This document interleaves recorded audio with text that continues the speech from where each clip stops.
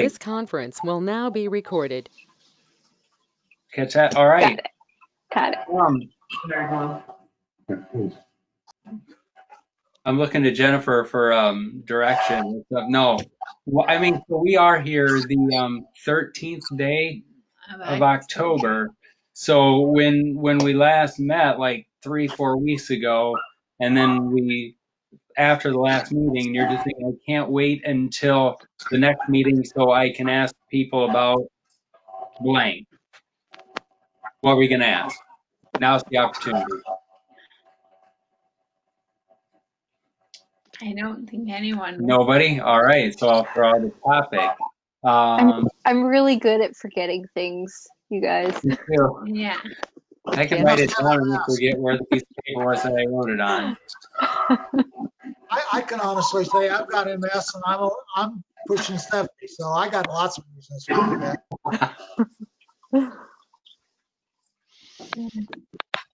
Yes, I have memory problems. Definitely short term, absolutely short term, and I could hardly remember what you just asked, which is kind of interesting. Why do I do that? You know, and I just, does anyone know why that might happen? Short-term memory.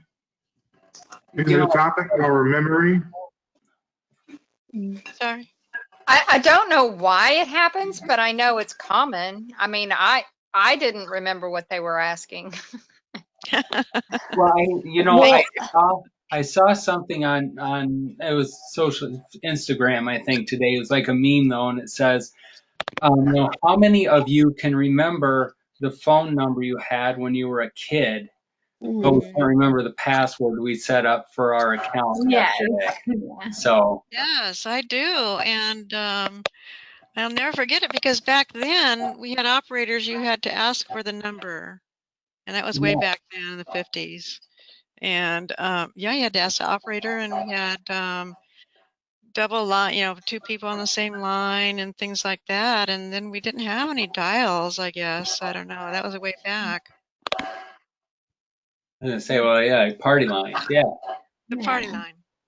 So to add to the memory issue, I want to say this was last year in the spring, so spring of 2019.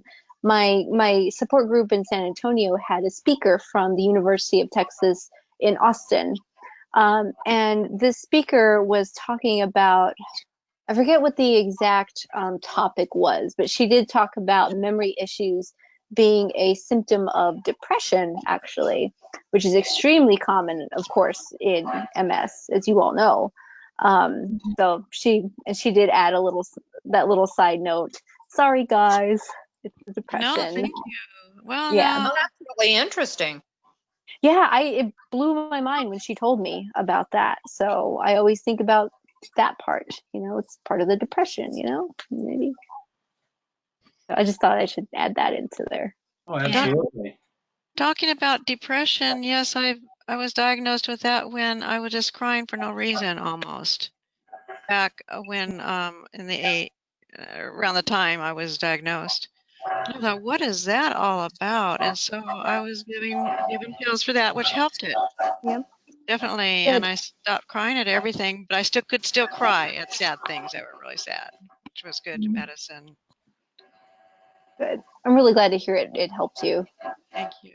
Yeah, I know that back in the day when Dan and I were diagnosed, there were only the 3 medicines, and a lot of them had, the side effects of depression. And then, as you said, Hannah, like that link between depression and memory, short-term memory. That was interesting to think about. I know with some of the newer drugs, I don't know if they have that same.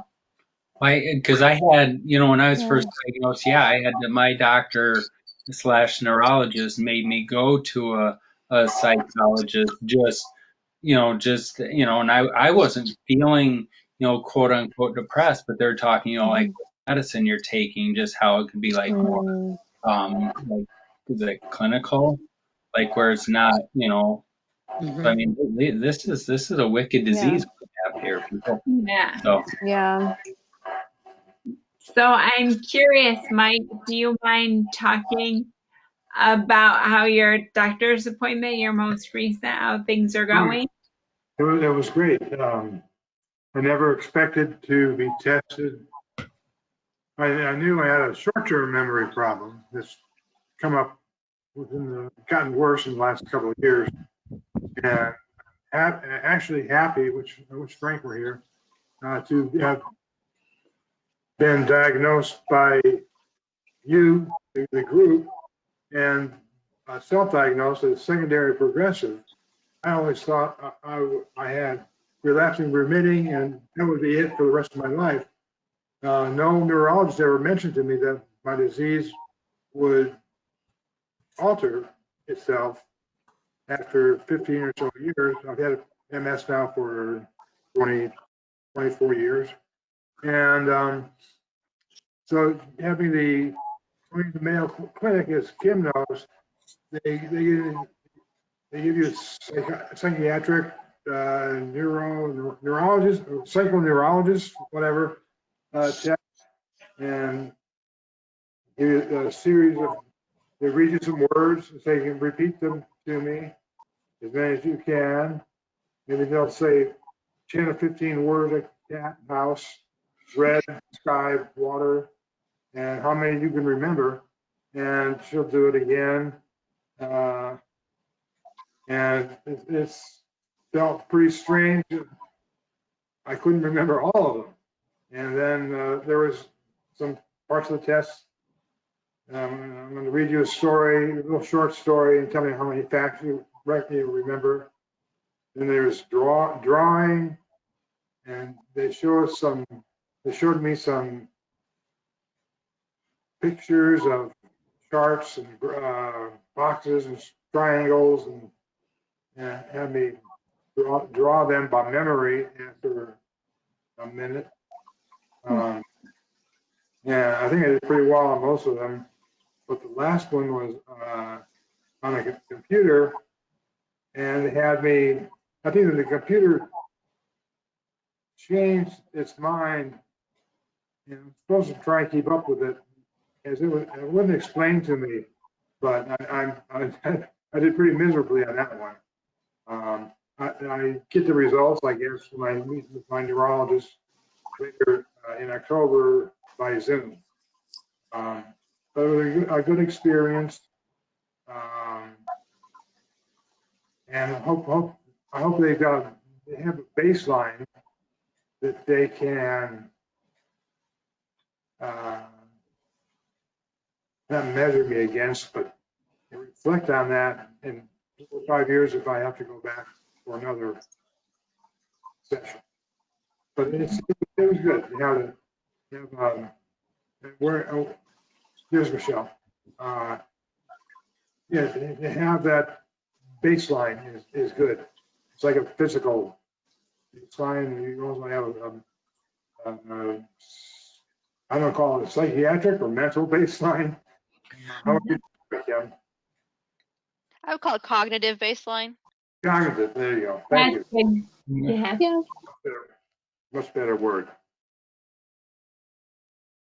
So is there talk, like, will you find a neurologist in your area, or is this where you will continue going for treatment? This is all done at the Mayo Clinic. Okay. Yeah. Nice. Did they recommend like a disease modifying therapy or anything? I think that comes at the meeting with the neurologist later in the month, after they get done with the tests, so to get the MRIs done. And that was a good story. Because of my copay, I had to shop around for an MRI place. I found one in Tucson, which is about an hour from my house. And I drove up there in the parking lot, and my phone rang. It was the MRI place calling to cancel my appointment. Oh, The machine shut Oh down. no. but when did your machine shut down? Oh, yeah, it was yesterday, but we thought we had it fixed, but we don't. So I know. scheduled for another couple of weeks. Oh, that's too Wow. bad. I'm sorry to hear that. I'm glad they at least called you. It would have been a shame to just show up and suddenly say, "Oh no, you have to go home." Yeah. Yeah. Boy. Wow. Yeah. Wow. Does So, anyone else have issues with memory that they'd like to talk about? I have massive issues with memory. I started my earlier before COVID hit. I have this thing called MS Day. I call it affectionately MS Day Camp, where we have an MS nurse, a physical therapist, occupational therapist, and a speech pathologist. We get an hour with each of them. It's a group thing. Now we're doing it on Zoom. It restarted last week, but I had this group of people, and they're like, some people that were older than me were like, I'm just wondering if the memory problems are just due to age, not due to MS. And I'm like, no, I've had memory problems since my early 30s. No, this is not due to age. Me. Nope. Yeah. So to speak about memory problems for me, at some points in my life, I couldn't really read because I couldn't understand the second paragraph because I couldn't remember what I read in the first paragraph. So I couldn't keep going. I had only read English articles. If I do a book club, which I love reading, if I just read the book and I don't review it, all I can tell you is what I thought about it and how it made me feel. If you want me, tell me about it. I'd have the deer in the headlights look. Like I can't tell you anything about it. So I have to highlight the book of what I want to remember and reread. And like 2 or 3 hours before the book club, I have to go through and reread everything I highlighted, or else I can't discuss anything. I'll be like, I don't know. And you'll say something like Singapore. I'm like, oh yeah, Singapore. Like, but I can't. So I have problems like organizing the material, storing it, retrieving it from store. Like there's like 3 functions. I have problems with all 3 of them. And then the short-term memory is so bad. Like someone calls me on the phone and it's just like one ear and out the other. I'm sorry. And then we were talking a little bit how at times even watching TV shows was hard. I'd have to have the closed captions on to understand what was going on because I could hear just fine, but the way and I had to have another sense to process the information. wow. Is Yeah. there Everything you said, totally relatable. It is. And people like, it sounds so crazy. And then I'm also at that point where I'll ask my husband a question. I'm like, I know I asked you this question. I know you answered it, but I have no recollection what you said to me. I'm sorry. Can you please tell me again? So at least I remember I asked it, but usually, but yeah, it's frustrating because I know you asked me, I told you, and then I can't remember what you said. Yeah, no, that was one of the reasons I had to quit my job because I couldn't everything it's like you see the information going down the river and you can't pull it up to shore and keep it. It just goes out of sight, out of mind. And it was very interesting to me recently because I started keeping a journal again, just real blunt, no fluffy, just and how incredibly useful it was to me because I started developing like this shoulder and neck pain, and then it developed into like some nerve pain down my arm. And I'm like, when did this start? I don't, it's been like, I don't know. I could go back and go, oh yeah, it started this date, and like, but I can't. It just, I'm just always floored on how much stuff I'll totally not process or forget, or especially when you're tired to process new information. Good luck. Is there any sort of treatment for that, or? Oh, the pain? No, the memory. Do things early in the morning. Okay. When I saw the neuropsychologist last year at Mayo, he's like, don't do anything, like don't work after 2 o'clock. Do like 2 or 3, 1 to 3 hours of work a day in the morning. I think it's just self-care, and this is gonna sound really goofy, but there is some research that backs this up. I think with Americans, we're really bad about not giving ourselves like real breaks. Like sitting in front of TV is not considered like a real like mental break. And for me to go out in nature will help my brain so much and will help my concentration. And that sounds really goofy, but seriously, if I can go on a bike ride or go out in the woods, or that really helps me out. And it sounds crazy, but seriously, it helps me out in multiple ways. Well, I think that, that's what they talk about. I mean, yeah, just like the total distraction and everything to just get away. And like when I used to run, I'd come home from work and just be all crabby and this is blah, blah, blah, and just mean and stuff. But then go run, you come back and it's like, I feel so much better. And I think, yeah, just those mental breaks to just clear out our heads. I think I have memory problems just because I have so much happening in my head, or so many things to remember and do this. And I've really gotten good about just like writing. Jennifer taught me like just do lists and everything just for what needs to happen. You're just like, I'm never going to remember, you're just like, or even the store, it's like, oh, I need 3 things. Well, then you come home, you have like 2. It's like, oh, what was I supposed to get?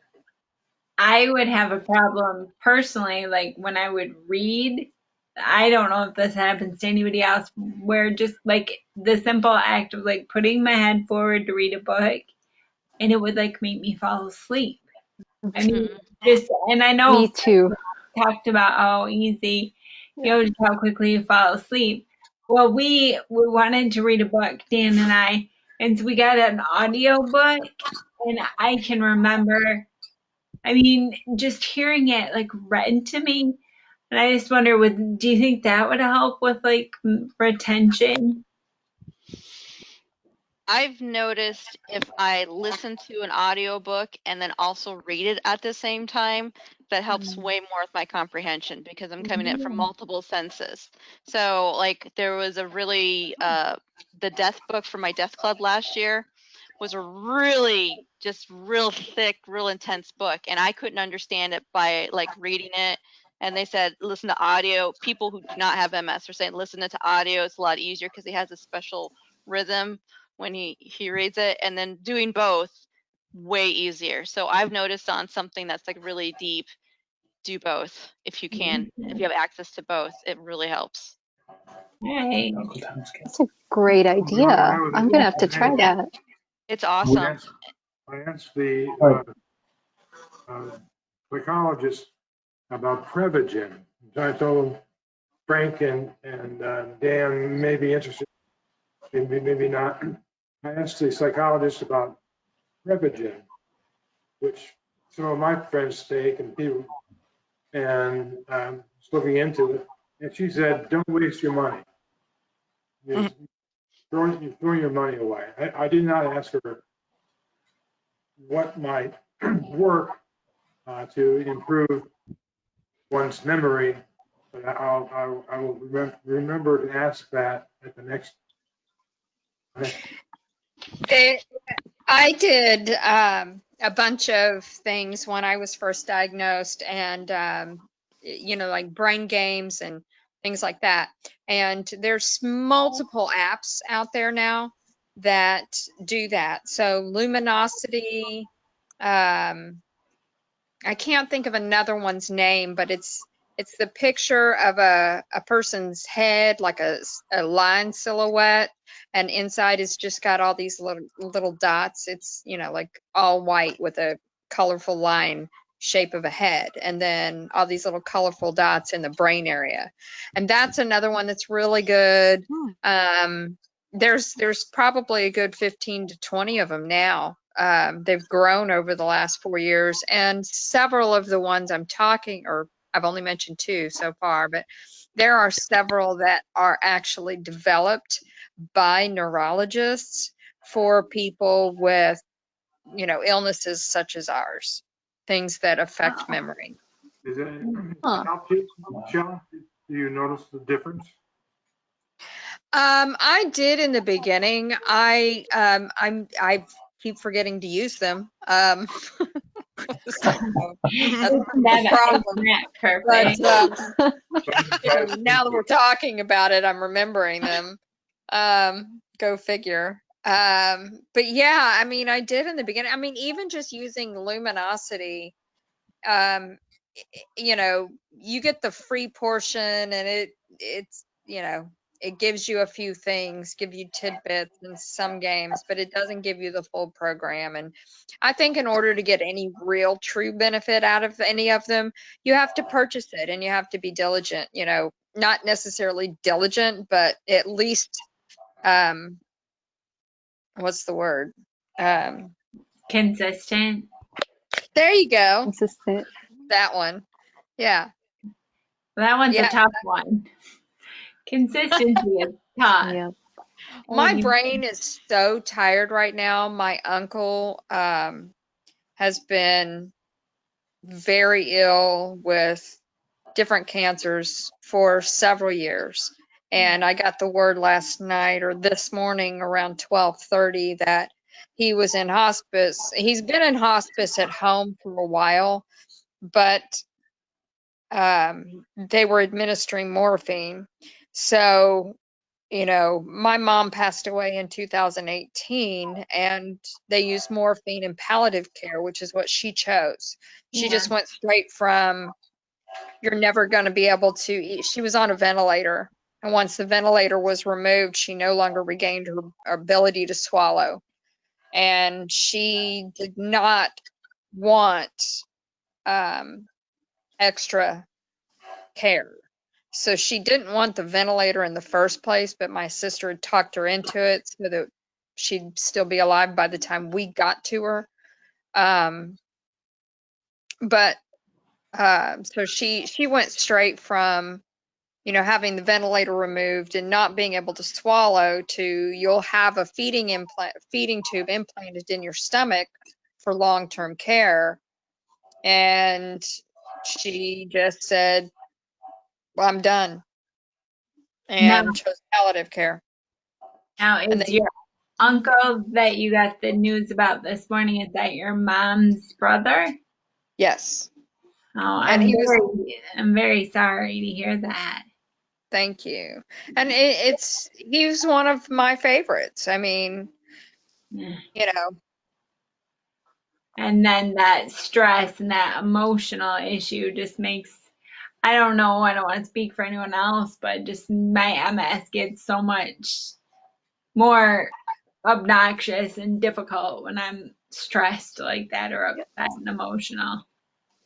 Yeah, the funny thing is having grown up, y'all don't know my personal history, but I grew up in a very volatile world. And I've had a lot of really horrible things happen, and I don't really get stressed anymore because I'm just so wiped out by life that life itself just doesn't stress me out, which I feel so lucky. If anything could have ever happened from all the crap in the past, then, well, at least there's this, and going forward, I don't experience those day-to-day failings, just because of a little bit of stress here or there. I'm not saying I haven't. I do on occasion, but it's not like normal. You know, for me, it was like every day I was stressed about something, and now I'm not at all. Attitude is everything. Yeah, maybe there is some attitude thrown in there. Yeah. You're strong, Michelle. Yeah. But my brain is all squeezy. So do y'all feel like that is something that happens to you? Like my brain feels like it's swollen and there's so much pressure in there. It just feels like it's squeezing upon itself. Does that make sense? Not sure about squeezing. I'm not like getting headaches or anything, if that's what you're asking.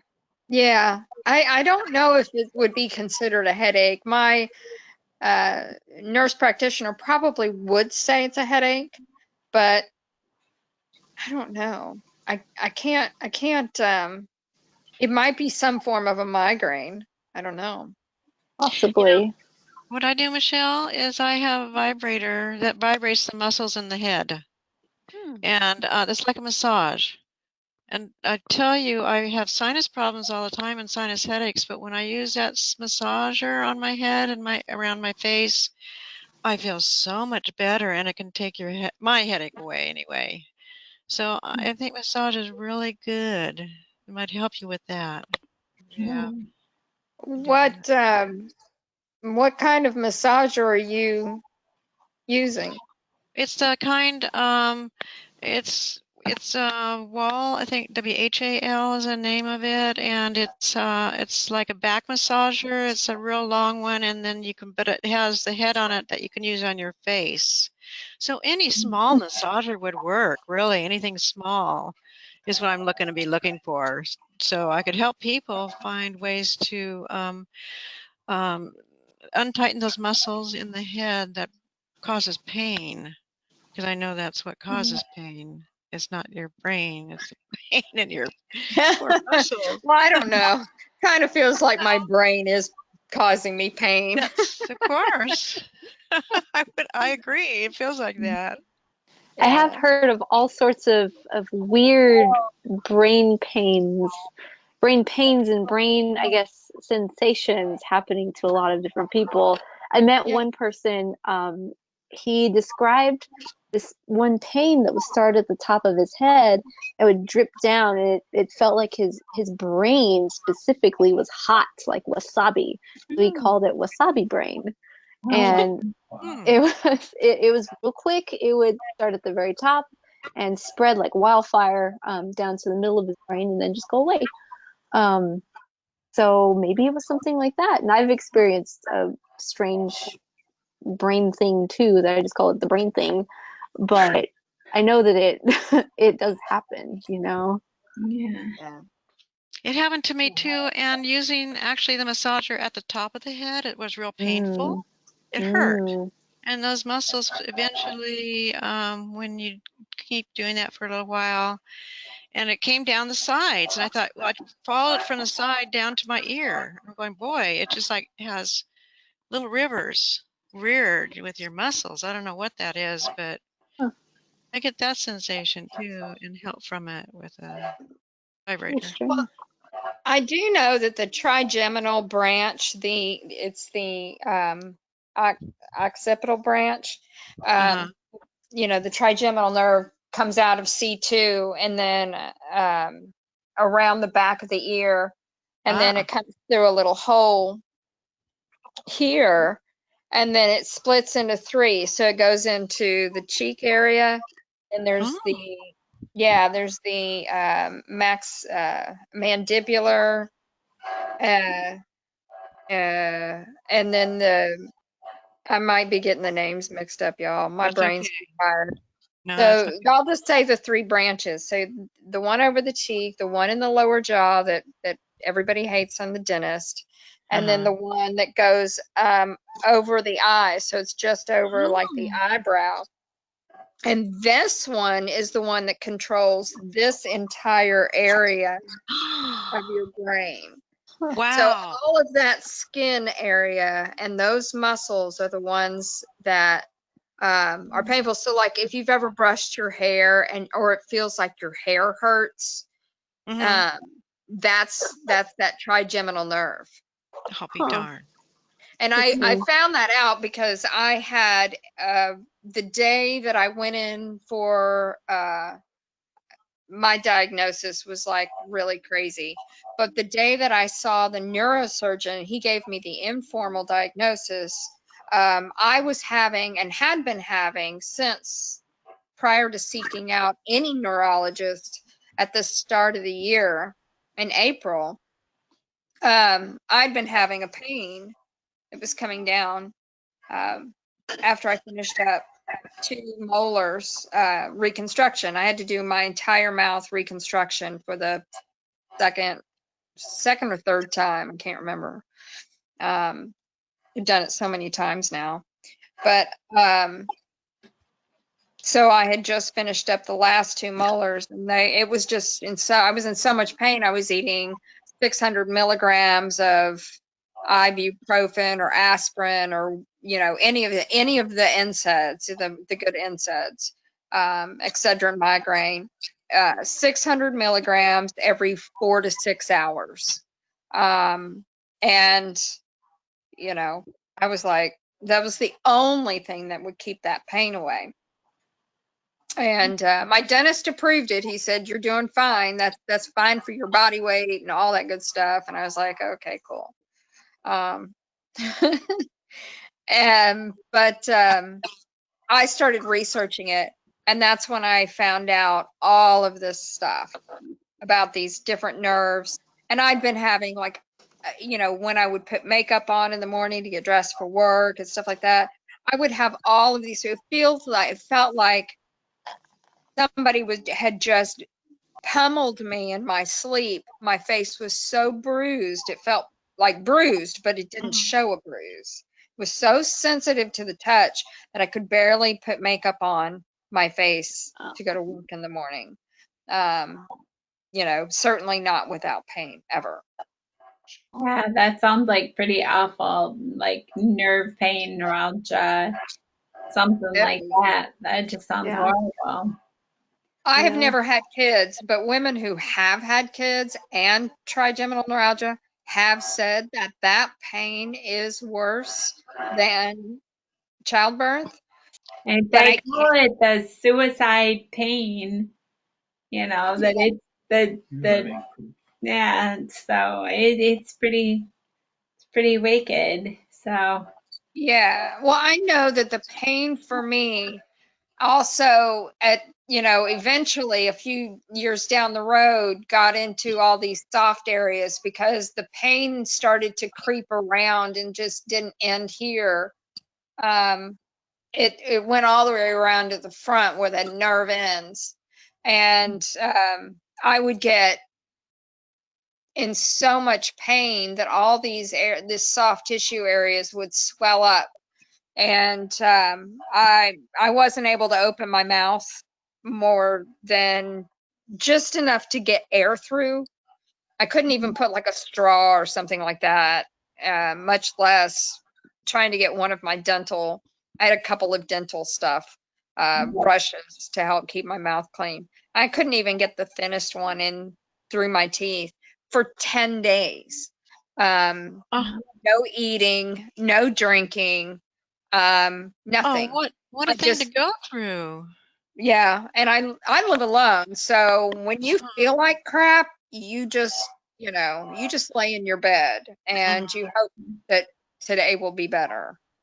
Did you But try ice on it? Ice? oh no, don't Okay. put anything on a sore nerve. It will just make, yeah, you just want to immobilize it and Oh dear.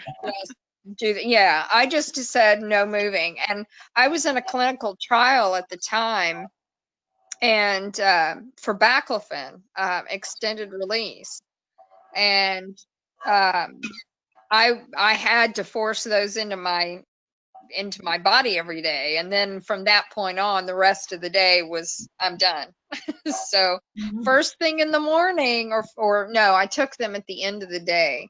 But that particular, when it started up, she called me. I had one of those telephone visits was scheduled. And so she called me right at the end of it when it was finally starting to ease up.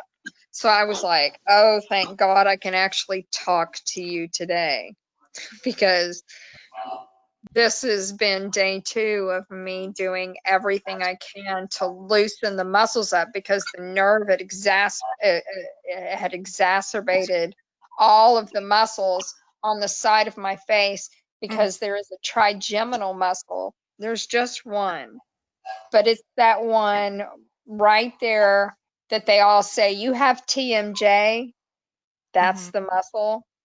You know, when your dentist, oh, you've got TMJ. I just want to smack those people because that's actually, it can be the start of trigeminal neuralgia. And So are you pretty pain-free now, or do you still live with the problem? no, I still live with the problem, but I've got the pain controlled at a level well enough to where it's not controlling my day. My there's two different types of trigeminal neuralgia. There's type 1 and type 2. And type 2 is atypical, which is the one I have, obviously. I'm weird on everything, y'all. I've got all the weirdest symptoms from MS. So type 2 is atypical, and it is the type where you have just solid, dull, the pain is entrenched. It will not ease up. It won't dissipate. It just goes. The type 1 is where you have like those electric shocks on the side of your mouth, like really sharp, someone stabbing you with an ice pick kind of thing, or a sharp needle or something. That is type 1. But for me, I get the one that is just unrelenting. So bad it makes the entire side of my face droop. It's so interesting just how MS can be so different for everyone else. Because I don't know, do you all live with pain from the MS? Like, is there, like, I know nerve pain and. Yeah, I mean, or just like pain in general, because I mean, Michelle, you talked trigeminal neuralgia, Jennifer had it, but I mean, and I hear people talk about pain in their MS. I mean, I don't have any pain really, knock wood. I mean, does anybody else deal with I do. Yes. Yeah. Well, first of all, trigeminal neuralgia was always the one that I really, really am crossing my fingers. I never get that because I did hear that we are susceptible to that. But for me, one of my very first MS symptoms that appeared in the same year that I was diagnosed was foot pain. So it was foot pain, but also neuropathy because everything was really numb on both feet, but mostly my right foot. And it's my right foot and my right knee that would just get progressively worse and worse and worse as the months go on, and to the point where it was so hard to walk. It was so hard to walk, and I even went to foot doctors and specialists, and they couldn't do anything about that. They couldn't figure out why that was happening. But and I still have the foot pain, but it's controlled by gabapentin, and gabapentin just works wonders for me. So that controls the foot pain and the knee pain. But that's it, though. What I take as well. Drugs? I take 300 milligrams 4 times daily. Yeah, I do it 3 times daily, same dosage. What about you, Doris? Do you live with any pain? Yes, in my feet. If I've been walking a long time, my husband might have to carry me back to the car. I mean, I can't go too far nowadays. It's kind of gotten worse. But yeah, I suffer that too. And my knee, it's my right knee that had that I tore the ligament there, and so that didn't help. So Yeah. but that's just how you just live with it, and right now we're kind of staying near home, so I'm not getting out too much. So yeah, I mean, there's other pains such as I said, sinus headaches and things like that. I don't know how much of it is due to MS. It's hard to tell. Pains I would get in my back. I mean, it's a muscle just, I don't know if it's my MS doing that, so you're getting old. I'm getting older too, right? Oh, I'm sorry. I'm sorry. I didn't mean to interrupt you, Doris. No, go on. I can wait until you're finished. I just had a thought. I appreciate you, Michelle. You've taught me so much. What thought do you have? I watch a lot of PBS, and there is this woman on there, and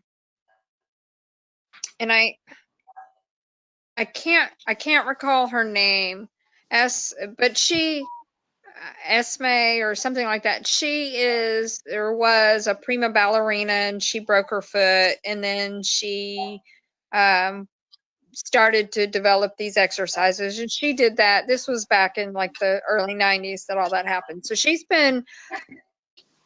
developed these exercises, so she has several of them.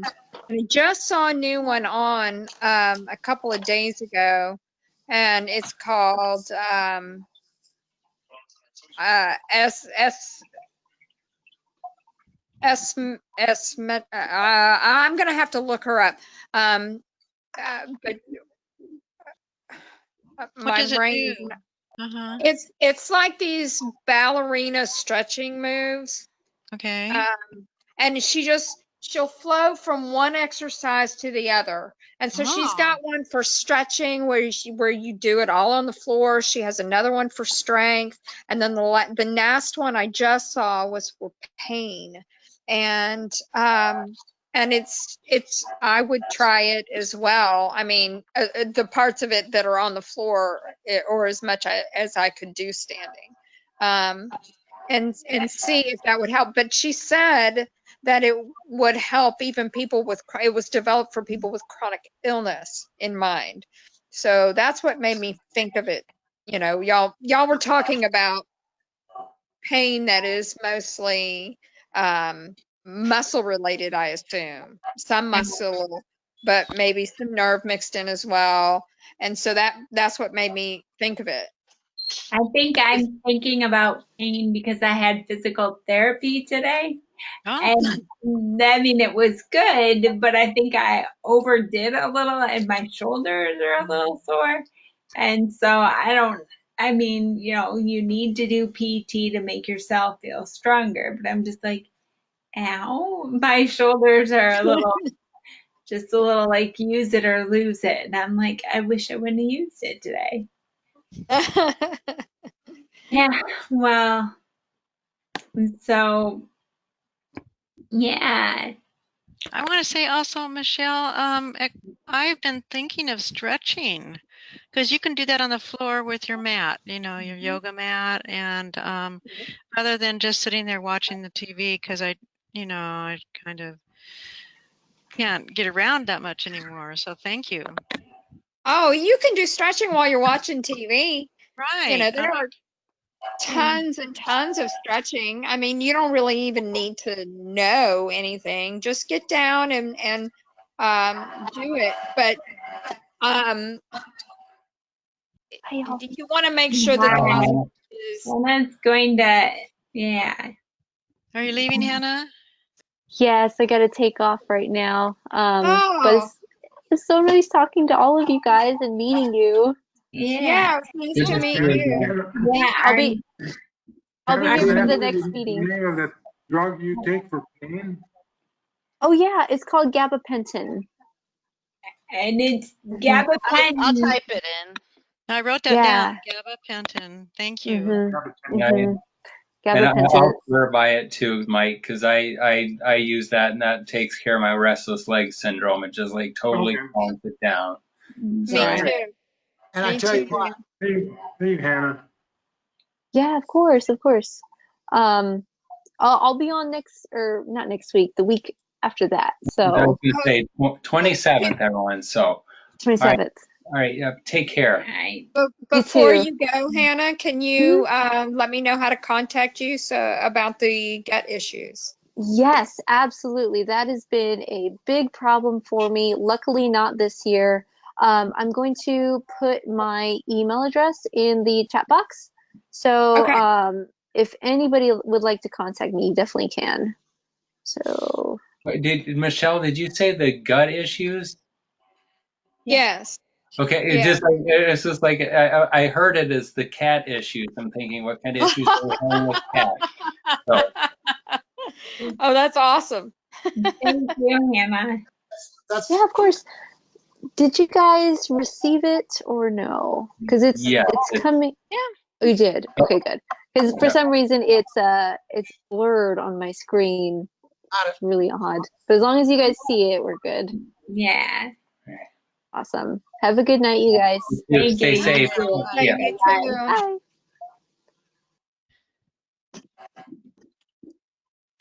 Okay. Well, I mean, See, now it just becomes who's gonna like stay here. Let's close the joint. I'm good till 11. Okay. you have to I'm good. listen. I can be around for a while. I mean, anybody else have anything? I mean, I would like to hear from Frank. What do you want to hear? What's going on with your world, and how does your MS affect your world? MS and I have an agreement. My MS and I get along just fine. I let it do what it's going to do, and I do what I'm going to do. And I have a theory on MS.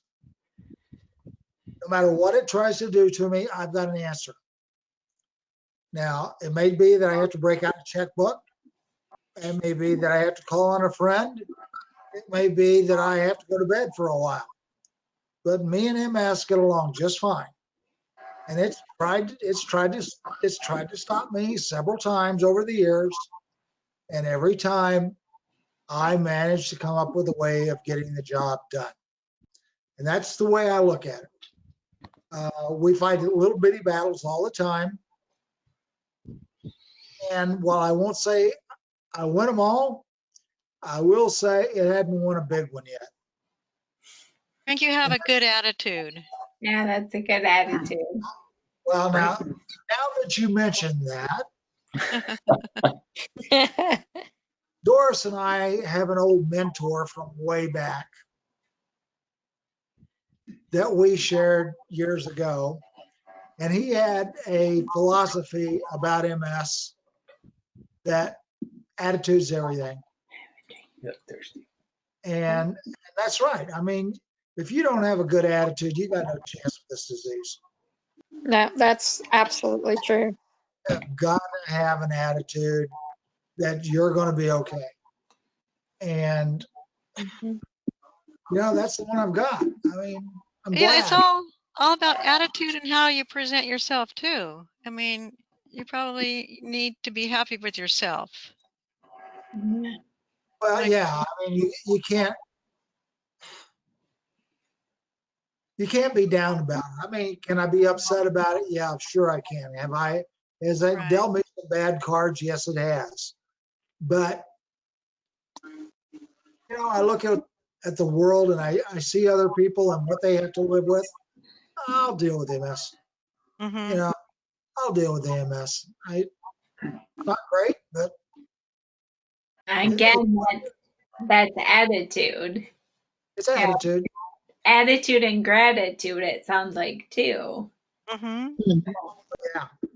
Yeah. Frank, you mentioned to me when you called me that day that you haven't had a attack or exacerbation in many years.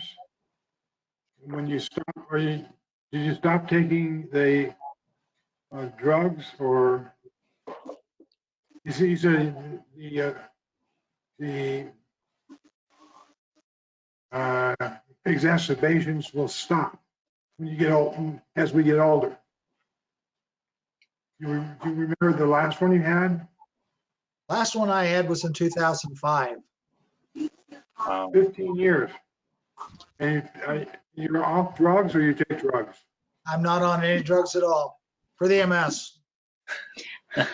Otherwise, I mean, I am 59 years old. I mean, come on. Well, that's a good point because I have a lot of autoimmune problems, and you have to treat each one differently. And MS is just one of them. And psoriatic arthritis is another that I have. And my, I mean, all kinds of problems, of autoimmune problems. So you kind of have to treat each one separately. And I don't take any of the MS drugs either. And I've only because I've been lucky and it's been light and I've been able to deal with it like Frank does. You know, it is what it is, kind of. I Yep. deal with it and I do what I enjoy doing as much as I can. Yeah, I'm the same way. You know, I just shrug a shoulder and shake it off because it, you know, I'm waking up every morning. I have a roof over my head, and if I choose to eat, there's food in the kitchen, you know. There's something to eat. Um, so, you know, things could be way worse. So, No kidding. I mean, I'm so fortunate too. I mean, I really yeah. do feel the same way. Just that it's just MS I have, and I haven't had anything else debilitating really, except, you know, for that MS caused, you know, like my thyroid stopped working around the same time in '98, and that was another autoimmune problem I had. So yeah, I just deal with each one, and then you do what you can. And um, right now, I've slowed down so much that I'm worried I'm not getting enough exercise. So I'm really going to try that stretching, even on sitting on the couch, stretch for long and watch TV and see what's going on. And luckily, I have my husband who helps me quite a bit, and he's still working. So thank goodness he can work from home. And so we're very blessed and fortunate in many ways, I think. Well, that's nice to hear. That's good. Try to look at the positive of what we have. Yeah, and in the world right now, you've got to focus on the positive.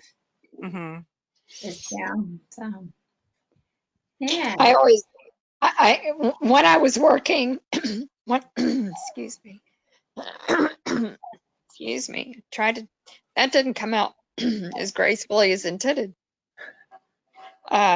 When I was working, I used to think to myself, gosh, it'd be so great to, you know, still get paid and not have to go to work every day. Little did I know getting paid meant being poor, but, you know, I am still getting paid. I just don't, you know, so you can't, I mean, I find that memory is kind of laughable, and it does, it makes me chuckle when I think about it. And Yeah. That you got paid, or what was that? I'm sorry. That. yeah, disability. Oh, yeah, I went on disability too. Right. Yeah, yeah. But I mean, I just find it funny because I used to think, gosh, I wish there was a way that you could get Oh, yeah. paid every month and not have to go to work, you know.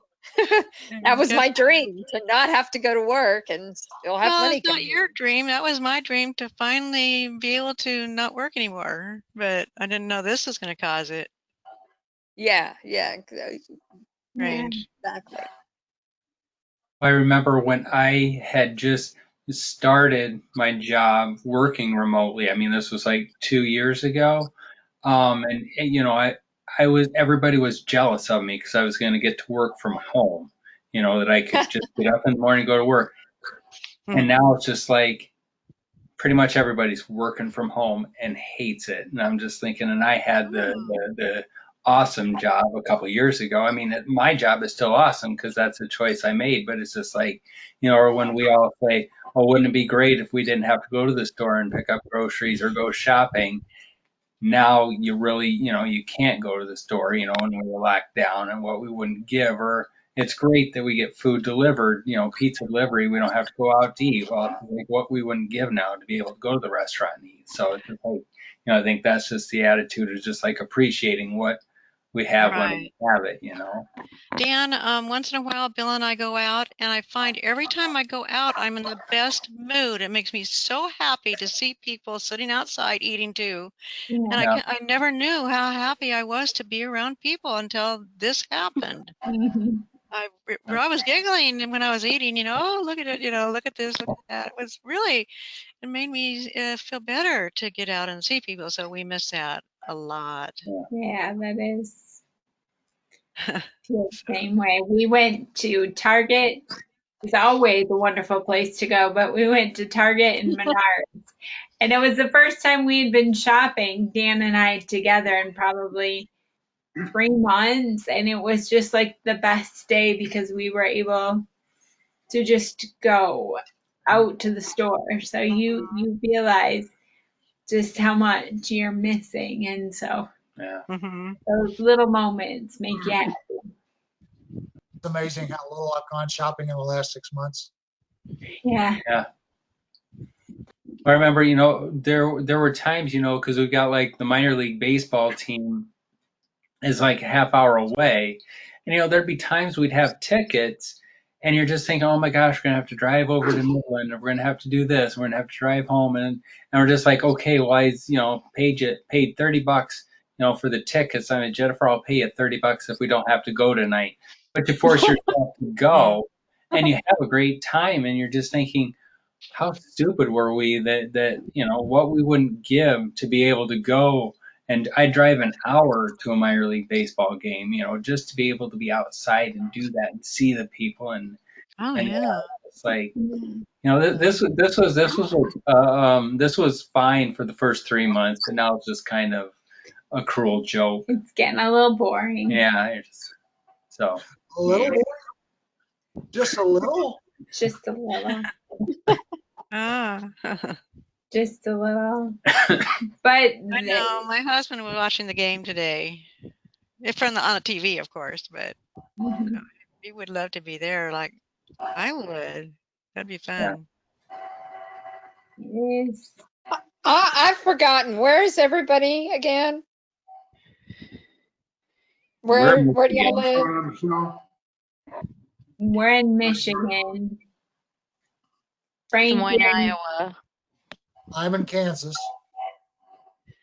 I'm Doris in is in California. California. and Michelle, you're down in Florida, right? Right. Mike, Oh, where are wow. you? We were just talking about Florida and the Florida Keys. Oh, you should go. Oh, really? Oh, yeah, I want absolutely. to. Yeah. I'll go all the way It's, to where this place was that I saw on TV. I don't know if it's animals or something, it was the reefs. oh, okay. Yeah. Key West area or further up? Right. Yeah. Okay. It's not like if you went to Key West, it would take you a long time to get to, any of the other keys, but the entire bridge is only 30 miles an hour. So even though it's not a lengthy bridge necessarily, it is only 7 miles from one end to the other, I think. Right. Oh, it didn't seem very far. But it's only 30 miles an hour for those whole 7 miles Oh. or so. And it feels like you have, you're in the process of sawing off your left arm with a dull blade. Let me tell you about Key West, okay? But I love going. If you're going to go to Key West, you got to go to Captain Tony's bar. Oh. Okay? And Captain Tony, I've known for, well, I knew. He's dead now. Oh. But Captain Tony, I knew of him for 50 years. Used to go fishing on his fishing boat down there. His daughter now owns the bar, and her name is Tony. She's Nice. Little Tony. He's Little Tony. So if you go to Captain Tony's, just stop in and have a drink. You got to stick a dollar bill on the ceiling. Girls, you got to stick a bar on the ceiling, all that kind of stuff.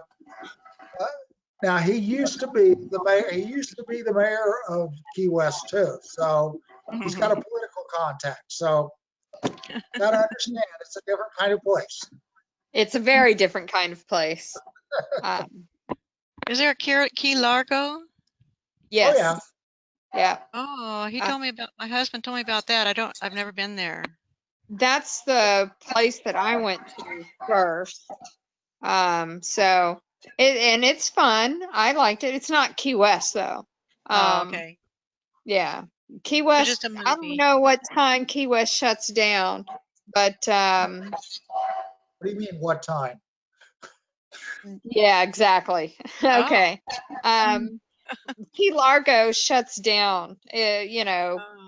around, typical mainland hours. The bars will start closing on you. Uh-huh. So if that's not what you're into, then you want to go further south. One other thing is I remember being down there back in the 1960s, and the sand down in, I don't know how far down we went. We went first to Cape Kennedy to watch one of the rockets take off.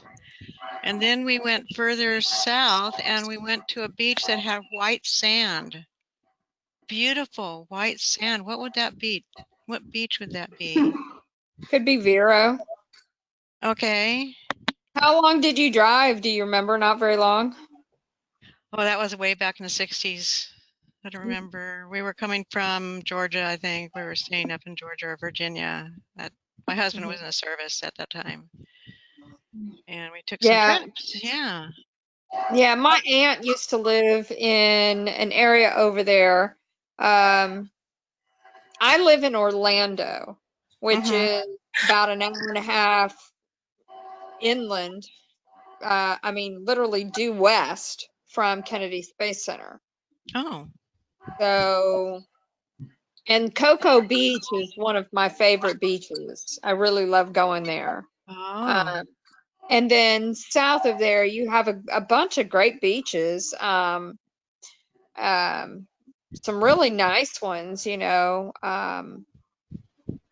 best sand is, from what I've hear, is up in like what I call the armpits, so where the panhandle meets the peninsula. It's called Emerald Isle because the water is that emerald color green up in that area. Nice. You all are lucky living in warm places, especially, we live in cold weather by choice, but as it gets later in the year, Michelle, Doris, Mike, I'll be thinking of all of you and just sunny weather. Well, my house is always open. I've always got a spare room, so people are always welcome to come down. I mean, my friends anyway, don't just random people show up at my door, please. I don't know, people that are watching this video per se. I've got to know you for the door to be open. But yeah, so just to put that out there, I don't want to say, show up random people, but if you're my friend and I know you, my door is always welcome to people that want to come down and experience some Florida. If I don't know you, you can give me a call, book your hotel room. I'll come out and show you some places, stuff like that. Wouldn't that be wonderful? Yeah, I mean, not that I can. I mean, all the way out here in California, it would take quite a trip. Oh, I know. My aunt lives in San Jose. Oh, yeah. Yeah, so, and I have, I've not been to see her, so, because the thought of traveling west for like 8 hours just doesn't seem right, because I'd be fighting the time zones, going to see her. Yeah. And then coming back home would be like the trip took no time at all, but going to California, so like your trip home would be brutal. Your trip here would be awesome because it wouldn't take as much time. You know what, Michelle? I feel the same way. It takes a long time to go back there, but coming home is fast. Isn't that funny? Well, it's you're fighting the time zones, because every hour that you're going in either direction, you know. No, It's like go ahead, Frank. if you want to talk about how hard it can be, I used to do business in Saudi Arabia, Oh, wow. Oh no. and at the time I lived in San Jose. Oh And so no. I would get up in the Oh morning no. and fly to Dhahran, Saudi Arabia, and that's a 12-hour time change difference. Uh-huh. And I would stay there for a month and then fly home. Well, 12 hours of time change, your body doesn't know what to do. Yeah. Okay? Yeah. And it takes you 2 weeks to get your body adjusted to being in Dhahran, Saudi Arabia. And just about the time you get your body adjusted to being where you are, you turn around and fly 12 hours back home and you start the whole process over again. And it's horrible. I mean, you're waking up in the middle of the night, you can't go to sleep. Your body thinks it needs to do this or it needs to do that. And you're just a mess. Frank, you didn't know you had MS back then. I didn't have MS then. You did or didn't? Did not. Okay. Oh no, I wouldn't even, no. I can't even imagine that Goodness. today. I can't imagine that today. And Yeah. that's crazy. Like the things that we did before we were diagnosed with MS. Just the punishment some of us put our bodies through, and you're like, oh, okay. I will admit, one of the funniest things I ever did, and this was 45 years ago, 40 years ago, was I went to Jeddah. And I was doing some work in Jeddah, Saudi Arabia, and my contact there said, do you want to go to Mecca and visit Mecca? Mm-hmm. And I was smart enough at the time to go, I don't think this infidel needs to go to Mecca. Mm-hmm. Totally Totally understandable. I steered clear of that. I stayed away from it. Nope, no thank you very much. I'll stay here 50 miles away, and that's good for you. It's good for me. Too much going on back Smart then. move, Frank. Say what? Smart move not to go to Mecca. They wouldn't let you in anyway. Oh. No, they would let me in. They would, because I would have been an honorary, because of the contacts I had in Saudi Arabia, I would have been an honorary Islamist for the day. Wow. I had the same thing happen with the guy that worked for me. He went over and they declared, well, it was a black guy, and he went to South Africa, and they named him an honorary white for the trip so that they could do business with him. Oh, party's Hi, over. Hey, Rick. How are you doing? I'm just, Frank, what was your job back then, if you don't mind saying? Oh no, I don't mind saying, you know those little things called facsimile machines? Yeah. Yeah. At the time there were none in the world. Oh. I was installing the first facsimile machines all over the world. Oh. You are famous. No, infamous, please. It was the most amazing thing, because I would go to do something before you could install the machine. You had to prove to them what you were doing. I was doing the first one in the United Arab Emirates. I had a bunch of people there, and they didn't believe me. And I said, I'll tell you what I'm going to do. I'm going to take this document right here. You call this man in Seattle, Washington, it was from Abu Dhabi. You call this man, here's his phone number. Tell him you're going to send him a document. You pick the document. He'll sign it and send it back to you on this machine. And they're going, no. And I'm going, give it a try. Trust me. And I had to teach him what the machine would do. You fax the the document to Seattle, Washington. He faxed it back to Abu Dhabi with his signature on it.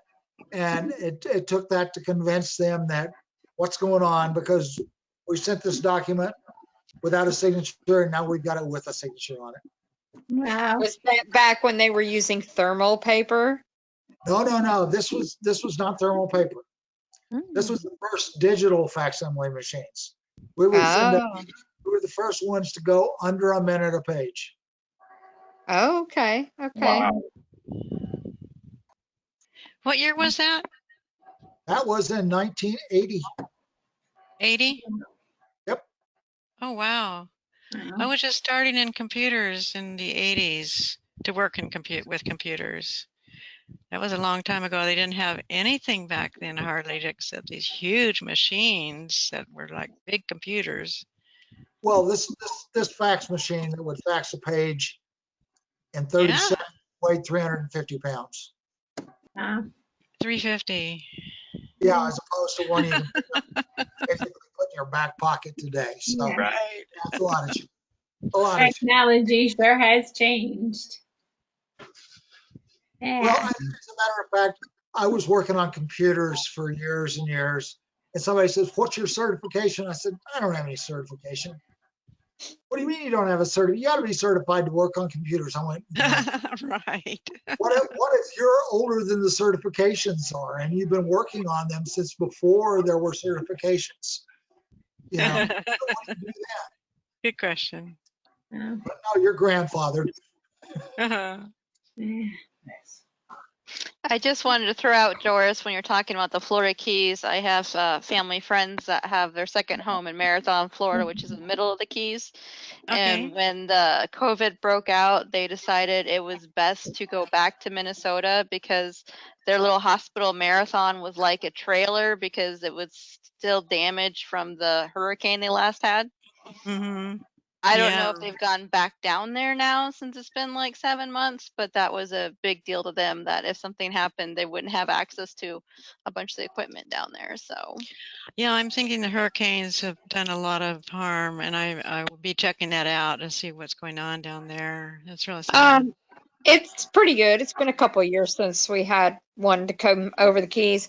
But I did just remember a minute ago that there's another way to get down there. So you can go to Tampa, Mm-hmm. and there's a few boats. All you got to do is Google Tampa shuttle to Key West, Mm-hmm. and it's like $250. You get on this big boat. It's got a bar and, whatever, and you can watch the dolphins and take a 2-hour drive, and it drops you off at Key West. You can either stay over or you can go back the same day. So it's your choice. It's just a day trip from Tampa to Key West. And, you can always buy a ticket back on another shuttle a week later if you wanted to. So. Kind of like to going to Catalina Island over on this side. Yeah. And back, or not. Oh, there's tons of islands on the Tampa side that are really good. Some I've never even heard of until other people have mentioned them to me. But if I can find the names of one and try and remember it for the next meeting, which I always forget the fourth meeting. I'm starting to get better on when these meetings are. All right, so everybody, just say it one more time. We are meeting on the 27th. October 27th. October 27th. And I'm sure you will get a reminder. But if I remember, Michelle, as we talked about memory problems tonight, but if I remember, I will send you like an email reminder or a Facebook reminder. Thank you for doing that tonight. Jen, I will remember. I always remember.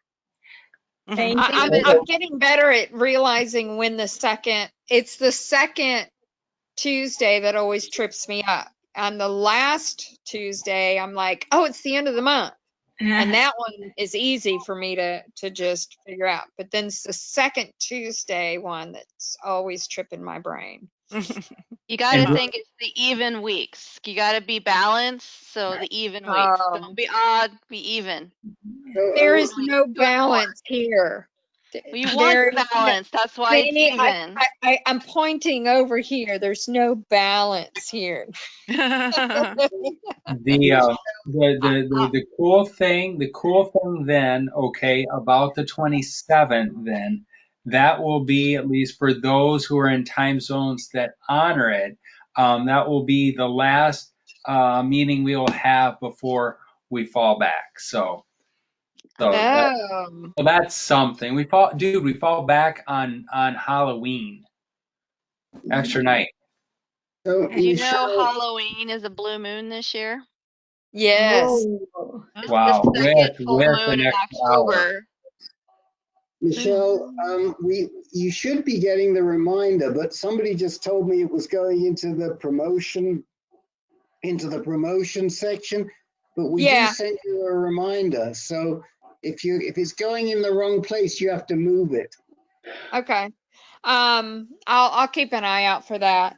And it may be because I get so many emails, and I was trying to get my primary Gmail box cleared out just for important stuff.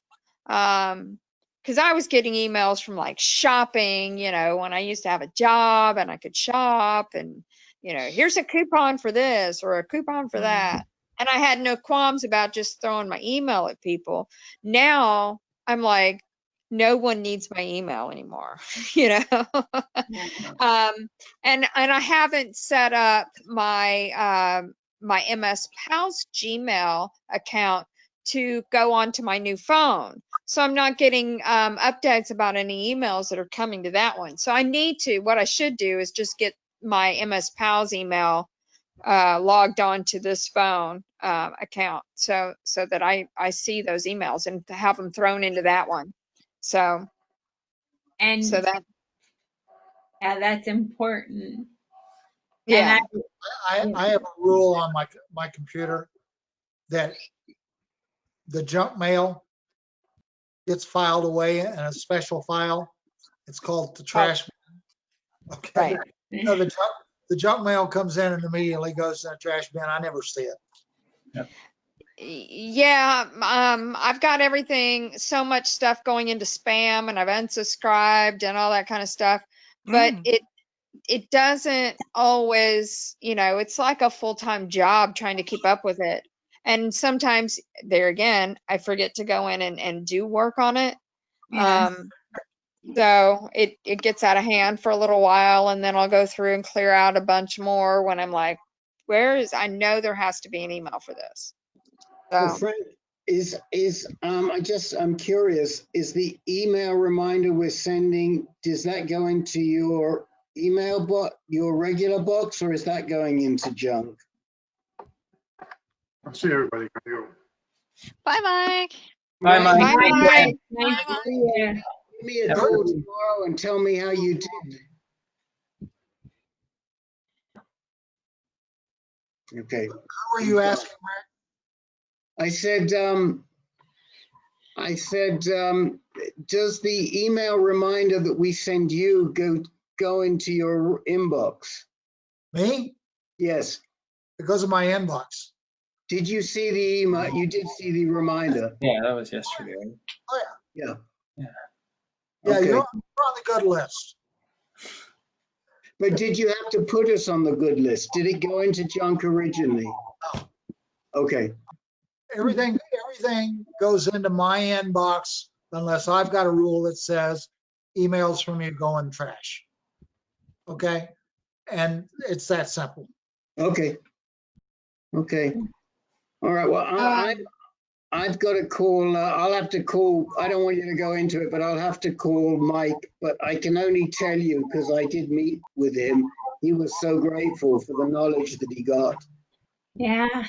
Unbelievable. Unbelievable. He thanked Frank and Kim. He did talk about just what a difference it made, so it was good. He sure did. He sure had a better attitude about it tonight. That's for sure. Yeah. And Yeah, we're changing it, and I think we'll change his life because I suspect they'll finish up putting him on a drug he's doing much better on. Are we still on the recording? Oh, here. yeah. You want me to shut it down? I don't know. You can if you like. Sure. All right.